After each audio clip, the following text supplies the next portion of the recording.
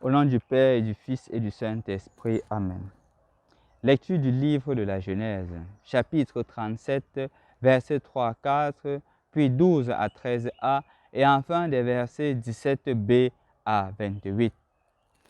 Jacob aimait Joseph plus que ses autres enfants parce qu'il était le fils de sa vieillesse et il lui fit faire une tunique de grand prix. En voyant qu'il leur préférait Joseph, ses autres fils se mirent à détester celui-ci et ils ne pouvaient plus lui dire que des paroles hostiles. Ils étaient allés à Sichem paître le troupeau de leur père. Celui-ci dit à Joseph, « Tes frères gardent le troupeau à Sichem, je vais t'envoyer là-bas. » Joseph partit rejoindre ses frères qui se trouvaient alors à Dothan. Il l'aperçut de loin et avant qu'il n'arrive près d'eux, ils complotaient de le faire mourir. Ils se dirent l'un à l'autre, « Voilà l'homme au songe qui arrive. C'est le moment. Allons-y, tuons-le et jetons-le dans une de ces citernes. Nous raconterons qu'une bête féroce l'a dévoré et on verra ce que voulaient dire ces songes. » Mais Ruben ne les entendit et voulait le sauver de leurs mains. Il leur dit, « Ne touchons pas à sa vie. » Et il ajouta, « Ne répandez pas le sang. Jetez-le dans une citerne du désert, mais sans le frapper. » Il voulait le sauver de leurs mains et le ramener à son père. Dès que Joseph eut rejoint ses frères, ils le dépouillèrent de la tunique précieuse qu'il portait. Ils se saisirent de lui et le jetèrent dans la citerne qui était vide et sans eau. Ils s'assirent ensuite pour manger. En levant les yeux, ils virent une caravane d'Ismaélites qui venait de Galad. Leurs chameaux étaient chargés d'aromates, de baumes et de myrrhe qu'ils allaient livrer en Égypte. Alors Judas dit à ses frères, « Quel profit aurons-nous à tuer notre frère et à dissimuler sa mort? Vendons-le plutôt aux Ismaélites et ne portons pas la main sur lui, car il est du même sang que nous, c'est notre frère. » Les autres l'écoutèrent.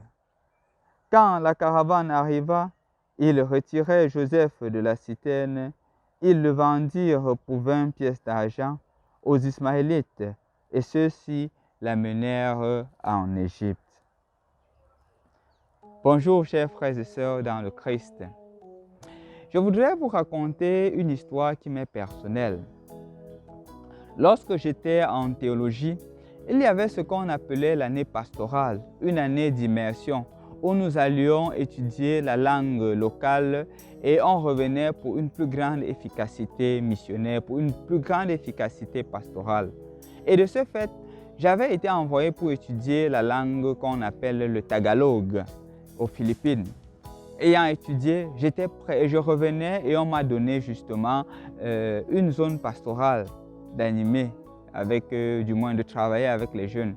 Et avec moi, on a envoyé 2 confrères qui étaient encore en train d'apprendre la langue anglaise. Le premier jour, j'étais plein de zèle. J'étais convaincu que avant je partais en apostolat, mais j'étais incapable de parler parce que notre audience et les fidèles vers qui nous étions envoyés connaissaient plus le tagalog que l'anglais.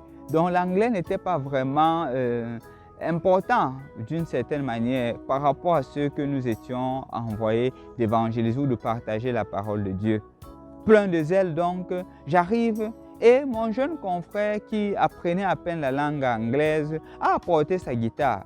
J'étais convaincu du fond de moi que je serais maintenant un très bon pasteur parce que maîtrisant la langue locale, maîtrisant le tagalog, je ferais des merveilles. En arrivant, le jeune confrère retire tout simplement sa guitare et il se met à jouer avec quelques chants.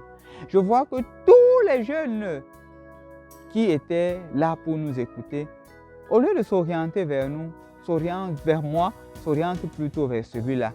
Ils cherchent à apprendre la guitare et ils cherchent à apprendre la langue anglaise, ils cherchent à se former. Et moi plutôt, qui devrais jouer le rôle d'évangélisateur, je me mets à jouer le rôle de traducteur. le confrère était là seulement pour que je traduise du tagalog à l'anglais. Étant théologiquement prêt, parce que nous partions en année pastorale après quelques temps de théologie. Donc théologiquement prêt, du point de vue de la langue, j'étais prêt et me voici. Je joue un rôle de traducteur.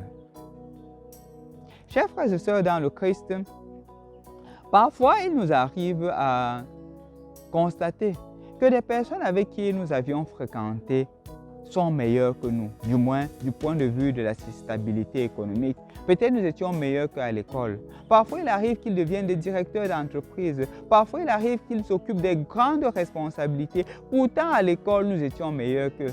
Parfois, on grandit même avec eux et nous sommes toujours ceux qui les aidons. Nous les aidons en tout, mais demain, ils sont les grands, ils sont plus avancés que nous et nous sommes derrière. Et je crois que ces attitudes sont normales. C'est normal qu'on se sente mal à l'aise.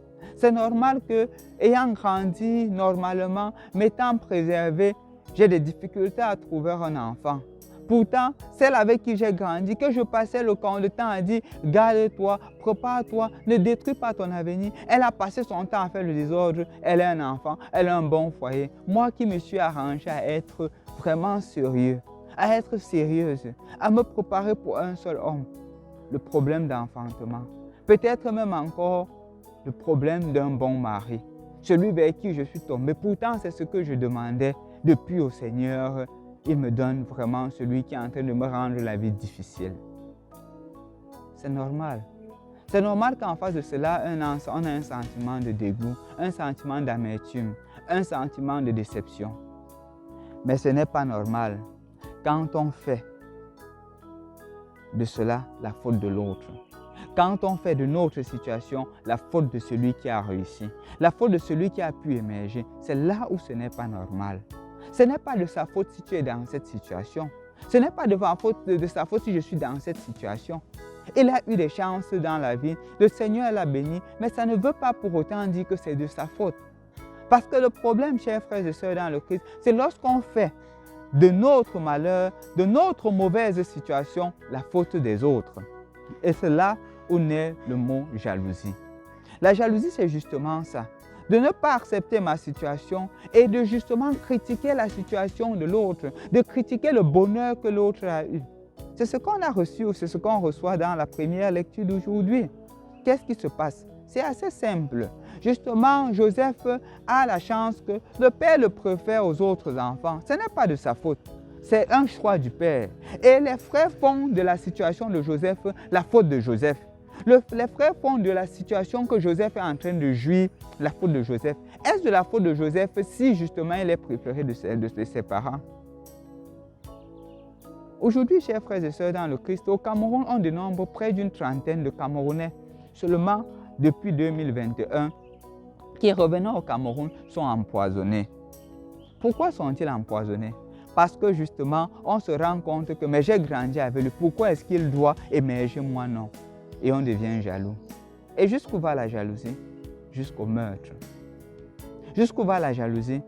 Jusqu'au fait de vendre son propre frère. Parce qu'on ne veut pas s'accepter. Ou peut-être parce qu'on croit que le Dieu qui est là, c'est le Dieu qui m'appartient. Dieu n'est la propriété de personne. Dieu est là pour tout le monde. Dieu est là pour toi, Dieu est là pour moi. Et peut-être c'est parce que ton temps n'est pas encore arrivé. Et l'attitude qu'il faudra avoir, c'est une attitude de confiance. La solution n'est pas de faire de lui rendre fautif de cela au point d'ôter sa vie, comme on le constate de nos jours par rapport à nos frères qui reviennent de l'Europe. La solution n'est pas là. La solution est dans la confiance en Dieu. La solution est dans la foi que le Seigneur est en train d'agir. Donc, mon frère, ma soeur, si tu te trouves dans certaines de ces situations, ou peut-être tu as un sentiment d'amertume, un sentiment de malaise parce que les autres ont avancé, c'est normal que tu aies ça. Mais ne tombe pas dans la jalousie, au point de détester, de calomnier l'autre parce que le Seigneur l'a béni. Ce n'est pas que le Seigneur ne te bénit pas. Le Seigneur te bénit, mais le temps de détecter ton talent, c'est ce qui fait la différence. Il faudrait être capable de détecter où le Seigneur voudrait que tu t'épanouisses.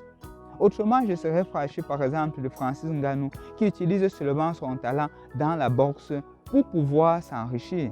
Moi qui ai fréquenté, je vais dire comment cela? Moi qui ai beaucoup fréquenté, je n'ai rien. Non, le Seigneur voudrait justement que je m'épanouisse dans ce domaine et lui s'épanouisse dans son domaine. Il n'y a rien à envier à l'autre, plutôt à apprécier. Je voudrais continuer et reprendre l'histoire que j'ai posée tout à l'heure. Ce même sentiment m'est venu à l'esprit. Le fait que j'arrive étant prêt, c'est un jeune confrère qui a à peine maîtrisé la langue anglaise qui avance. Et j'avais deux choix à faire. Le premier serait de dire, parce que j'étais le responsable, de dire qu'arrête, je pense qu'on n'est pas venu ici pour apprendre la guitare, garde la guitare à la maison, il le ferait.